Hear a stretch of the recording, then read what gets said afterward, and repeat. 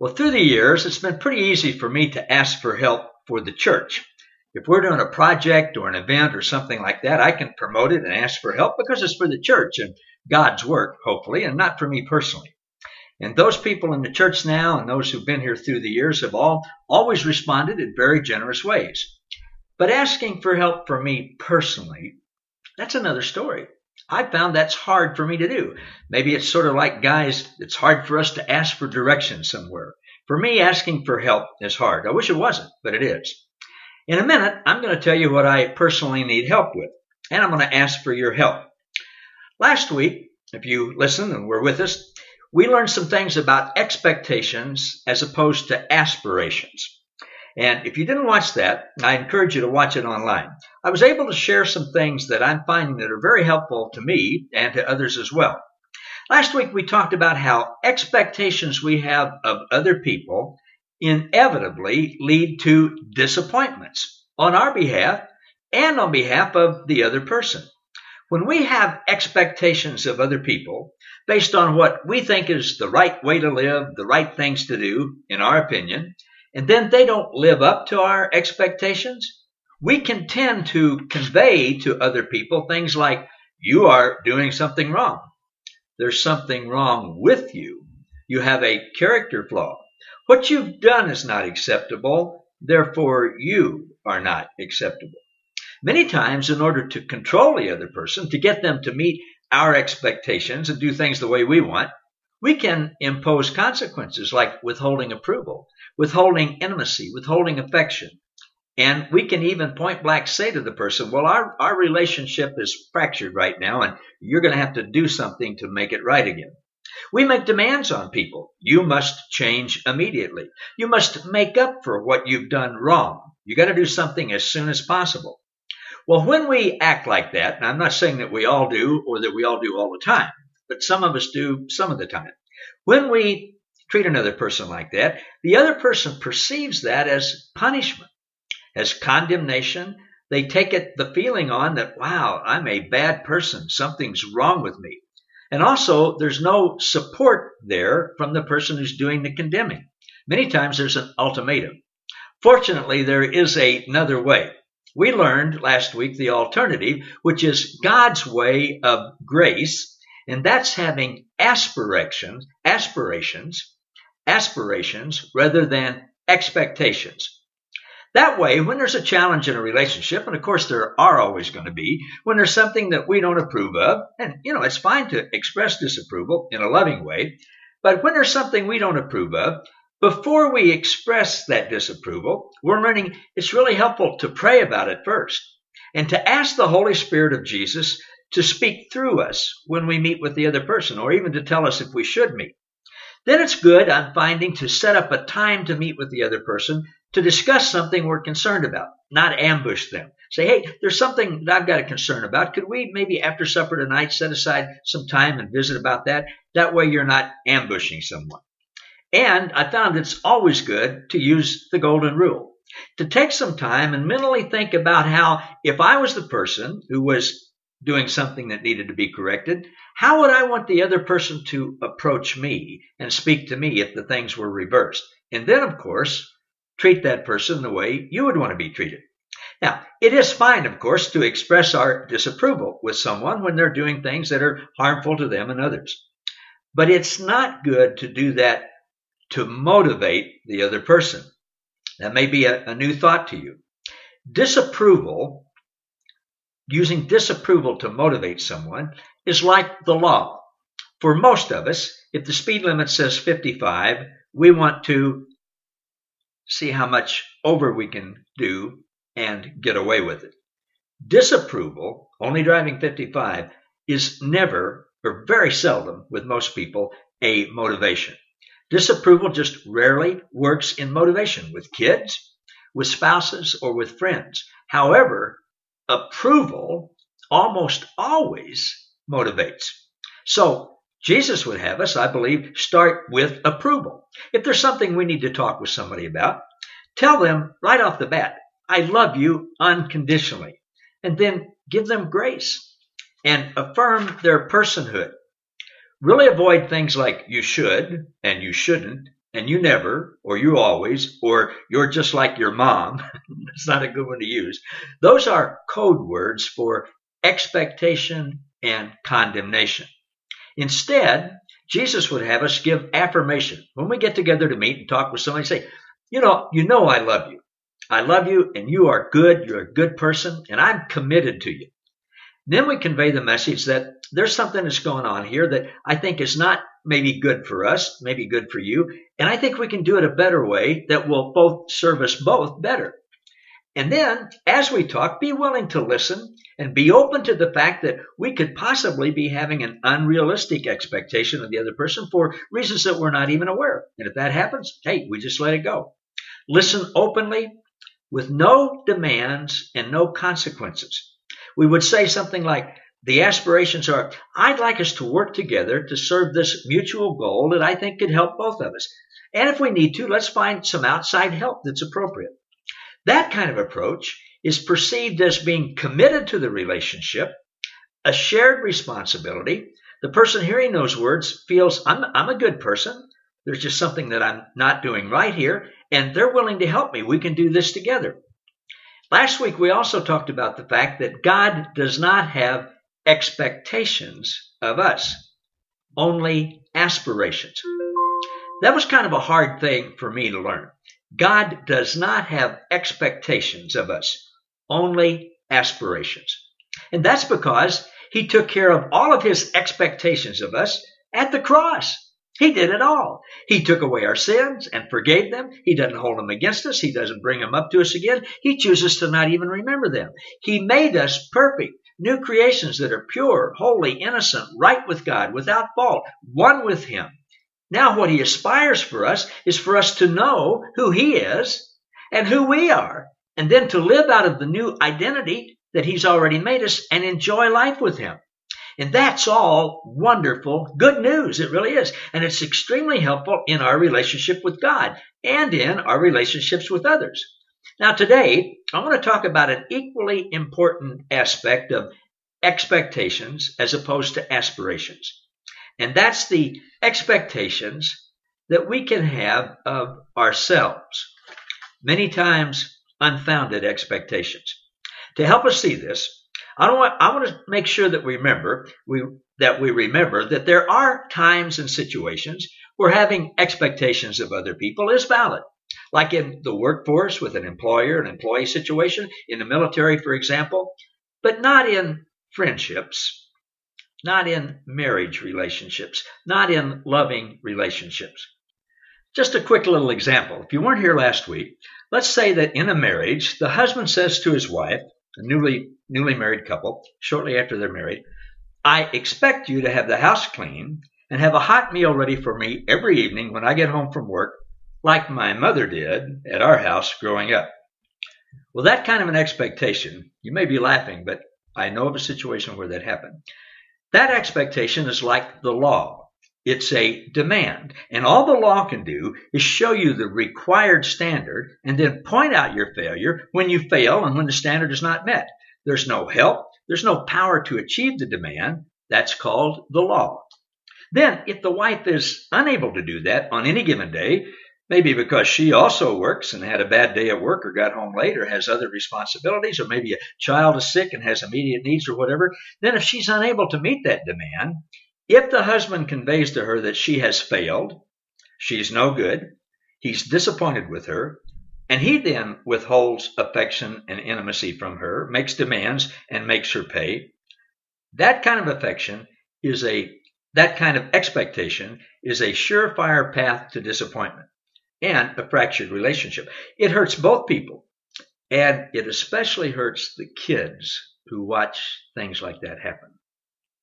That's the way the old covenant of the law worked in the Bible. God set it up that way. He never had any intention of people completing it and keeping all the law. He knew that they couldn't. The Apostle Paul actually says the law ministers gloom and doom and death.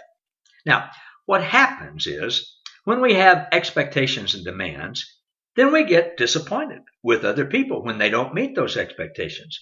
It affects our way of life, our well-being, our happiness. In the case that I just mentioned, The wife doesn't meet the husband's expectations. He demands, and it affects them both.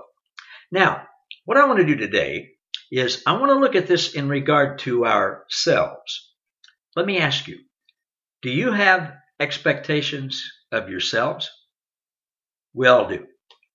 I would encourage you to take a little time, and maybe when you're done listening with this, and think about the expectations that you may have of yourself and how you treat yourself and how you talk to yourself and how you relate to yourself when you don't keep those expectations, or the damage it can do when you just trash anything and everything else in your way to make sure that you get to make your expectation. I'm going to give you just a few here that maybe you can relate to. How about if you have expectations that I expect to never write a bad check. I expect to always be on time. I expect to keep my job and not get fired. Those are all admirable things to aspire to, but if you expect yourself to do them, as in those are standards that you demand must be met, then you're setting yourself up for ultimate disappointment. Because sometimes, for whatever reason, you won't miss that standard. And then you can believe that you failed. You can believe that you're not a good person. And it's because of stuff happens. I have more than one bank account. And at one time, not too long ago, I put a large check that I then had to turn around and write another check from that amount. I put it in the wrong account. It was just a mistake I made. Guess what happened? The check bounced. And I had one of those expectations of myself that I will never write a bad check. Well, knowing now what I know now, I didn't let that bother me. I called the bank right away. I explained what happened. They took care of it, didn't charge me anything for it before. But in days before I learned these things, I would have let something like that just take me down the tubes, almost into despair. That can happen, all because of a simple mistake. Now, when we have expectations of ourselves and another person causes us not to meet that expectation of ourselves, let's say, well, I'll give you an example of mine. I have an expectation of always being on time. Actually, for me, that means about 10 minutes early, all right? Well, for years, I would get upset and irritated and angry with somebody else who would keep me from being on time. Many times we can feel like we're a victim. And sometimes we'll even find ways to punish that other person. It can include sometimes things like being late, a guy being late somewhere, getting to a party with a bunch of people and saying, "Oh, I'm so sorry I'm late. It was my wife's fault. She's always late, you know." Doing derogatory things like that in public. That doesn't do anybody any good. How about this? I expect to keep my checkbook balanced and all my bills paid on time. How about this? I expect to make perfect meals for my family. I expect to have a spotlessly clean house. I expect to have a spotlessly clean garage that has nothing stored in it except my cars. You might laugh at that, but we had a neighbor some years ago across the street from us whose garage was spotlessly clean and the only thing in it was his truck and his wife's car. That marriage didn't last. I think maybe the kind of expectations like that may have had something to do with it. There are expectations that we can have of ourselves, but that also require other people to meet our standards and expectations. For example, if you're a mom and a wife who expects to make perfect meals for your family, well, that means pretty much you're going to have to be left alone while you're cooking. You're going to have time to cook. You're going to have money to buy the right kind of food and no interruptions when you're cooking because you expect to make perfect meals. So if you're in that situation and your kids come home from school and they're all excited about something and they come in and they want to talk to you about something while you're cooking, you can end up getting irritable and lashing out at them.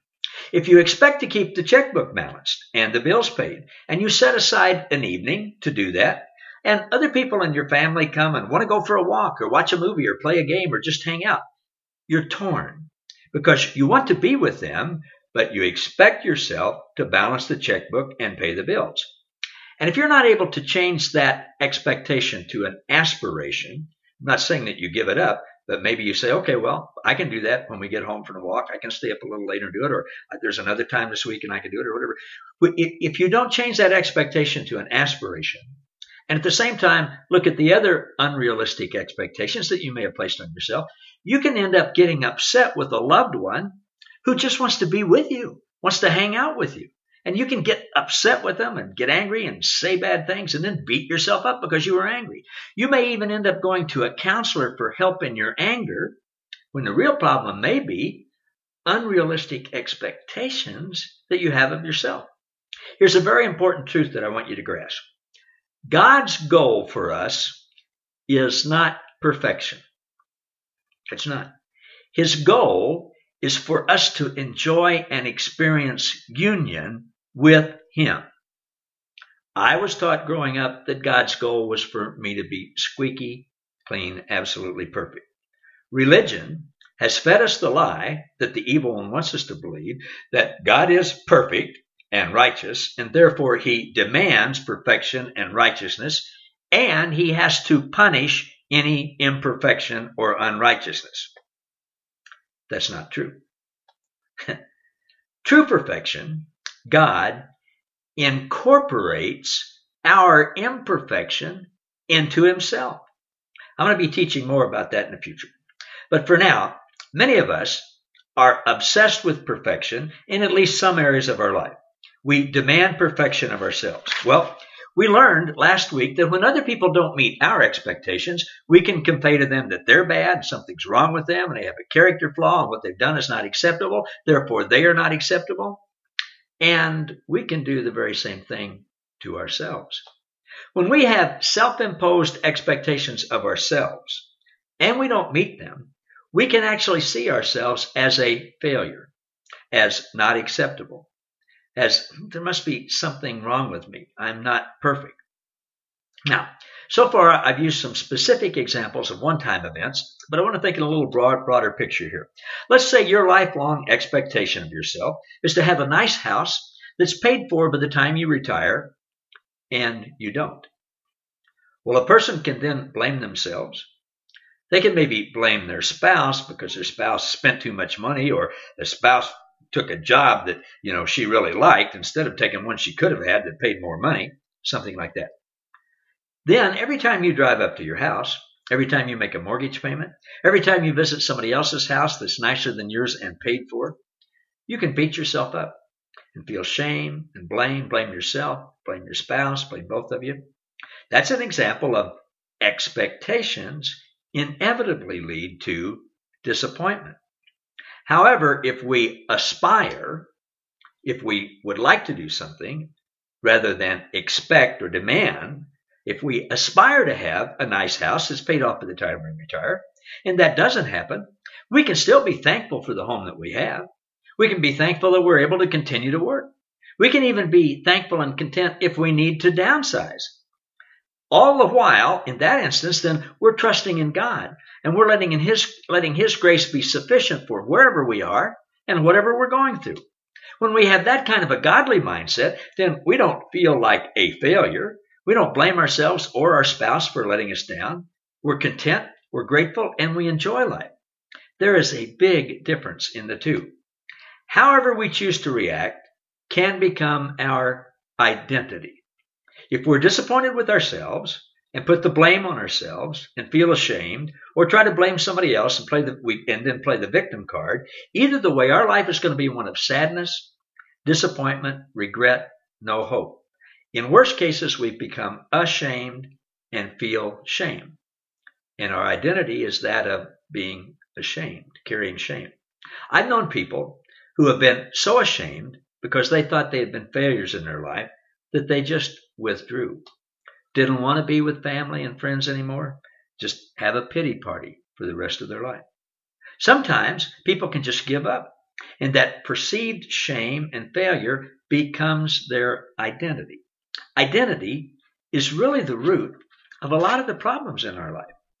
But the truth is, we actually have the very best identity that there is.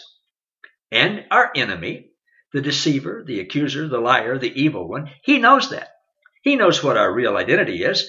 He used to have the same identity, but he lost it. He knows that because of what Jesus did at the cross, We are perfect now. He knows that our imperfection has been incorporated into Jesus' perfection. We are in Christ. Jesus told us point blank in John 10:10 that the enemy comes to steal and kill and destroy. But Jesus says, I've come that you have abundant life, life to the full. What a contrast. Now, I realize some people don't believe in the evil one.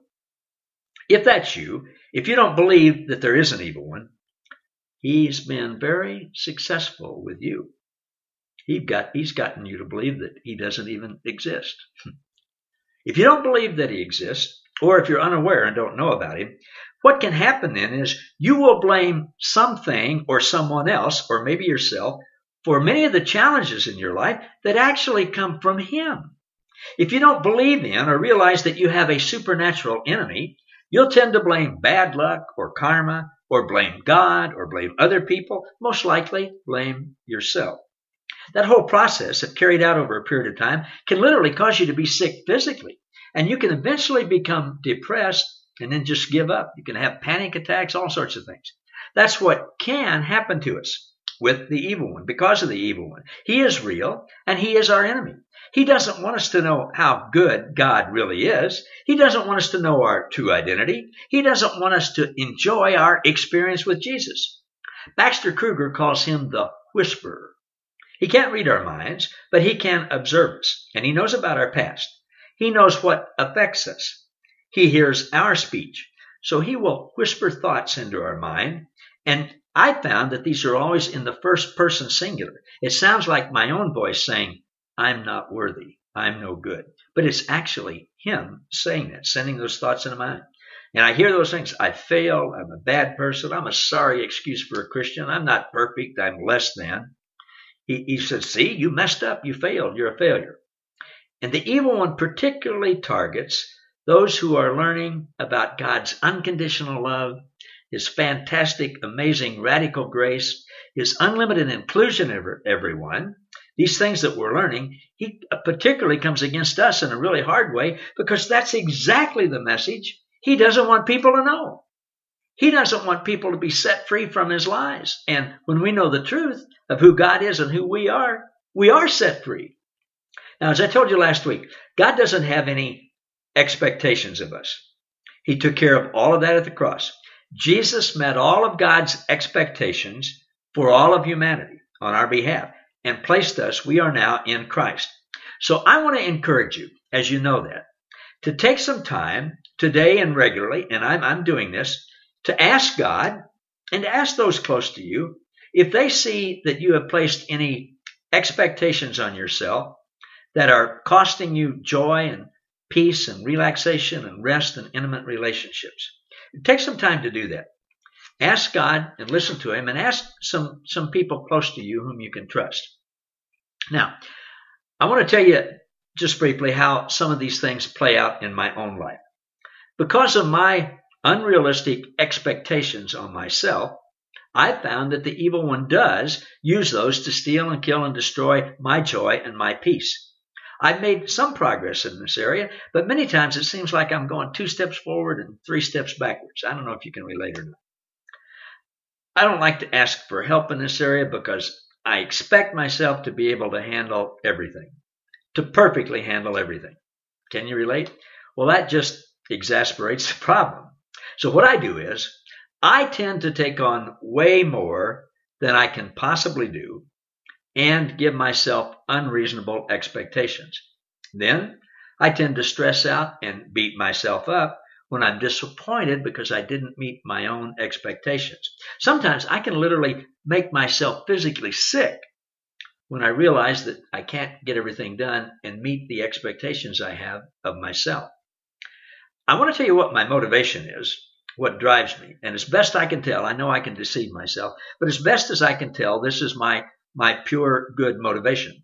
I want people to be set free from the lies of religion and come to know and experience and enjoy God's unconditional love and his radical grace, as evidenced by Jesus' finished work at the cross and the Trinity's unlimited inclusion of everyone.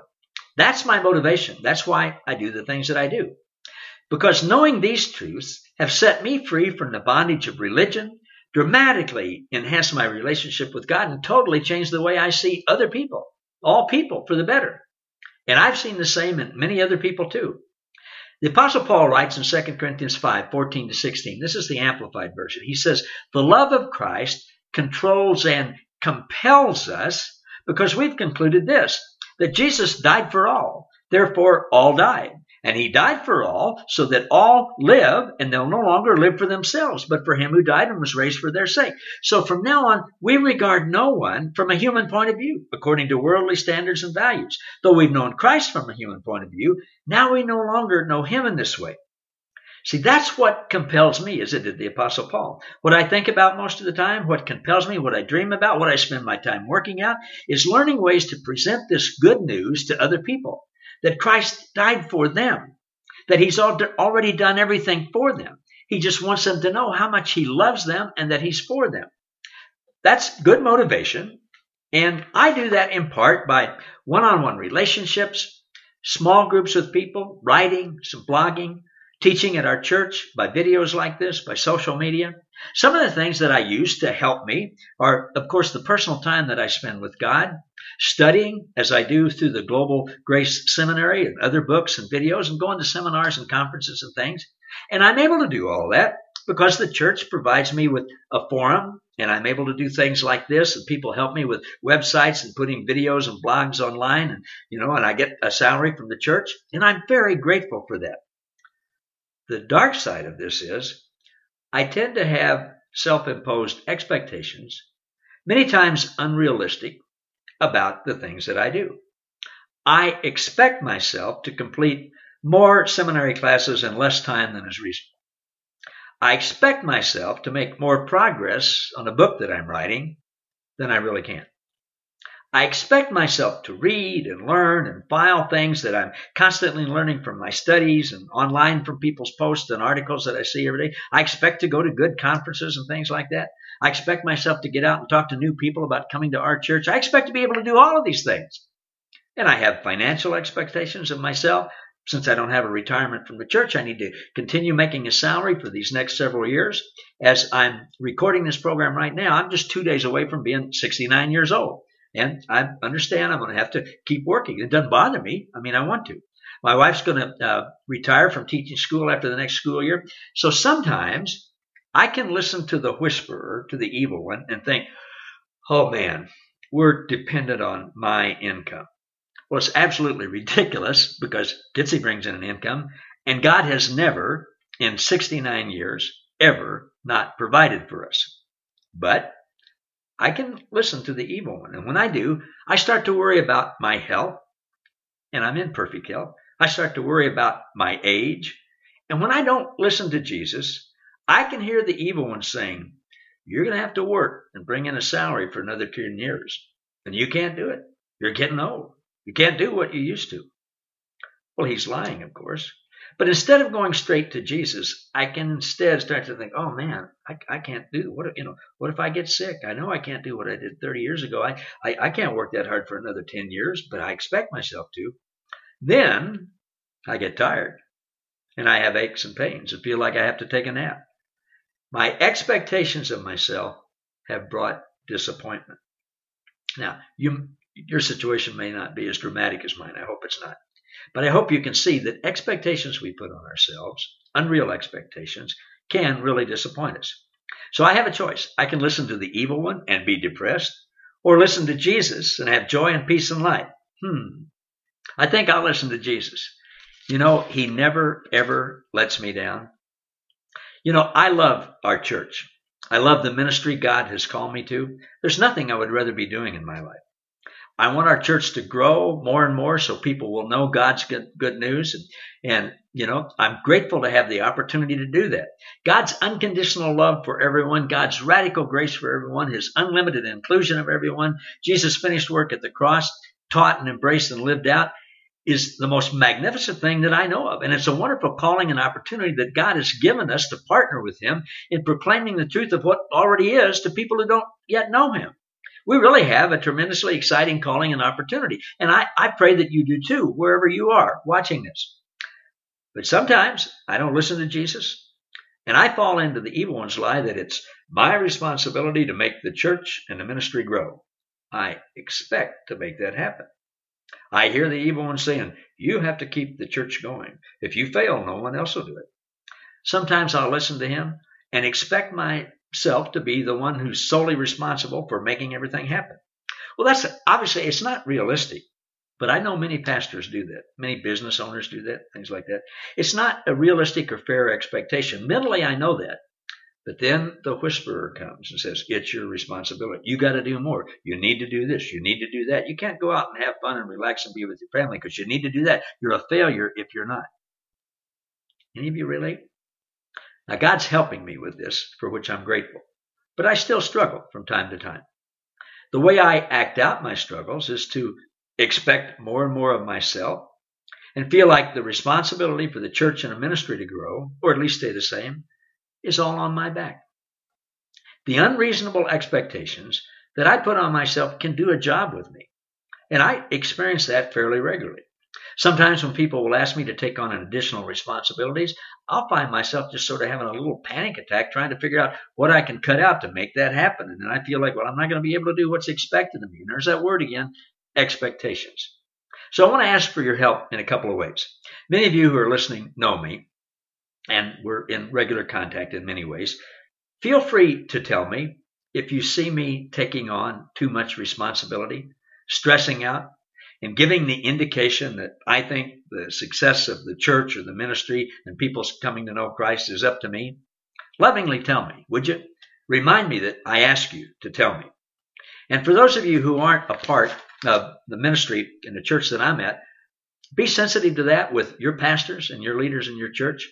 Because it's very easy for us to feel like, hey, I'm doing God's work. It's so important. I have to do it and I can't fail and people won't come to Christ if I don't do all that stuff. It's just insidious, So watch for your friends who are in ministry or in other things, in business or teaching or whatever. Many of us have expectations we put on ourselves that are unrealistic, and those expectations inevitably lead to disappointments. And they can spiral down and cause all kinds of other problems. But we're all in this together.